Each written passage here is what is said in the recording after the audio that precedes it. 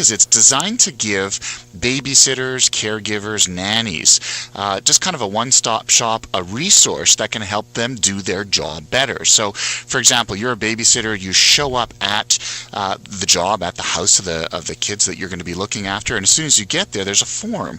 You open up the app and you fill in the parents' contact information, their address, their phone number, basic information about each kid, name, birth date, allergies, disabilities, anything like that.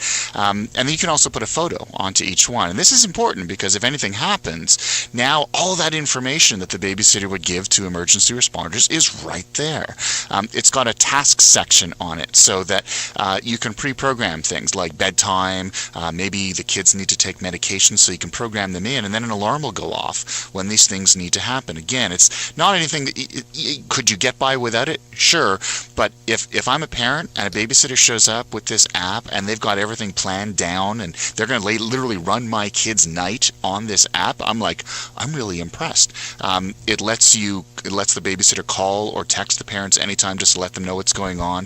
If they go to the park or if they go out, maybe take them to a movie, then there's a show my location button. GPS, latitude, longitude information, and that's also important. And if something happens, heaven forbid, there's an emergency button, and that's available throughout the app. So you could just hit the emergency button, and then that keeps all the kids' critical information on screen. So if you're on the phone with the 911 dispatcher, you can literally walk through, okay, this is the child, this is how old they are, this is what they look like, I'm sending you the picture now.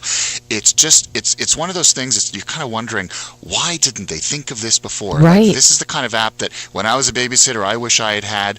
My kids are a little old to be babysat now. Our youngest is 17, but when they were that age, I wish a babysitter had showed up to my house with something like this, because it would have shown they're probably the best babysitter on the planet. And I'm thinking this is a really, really cool app to have.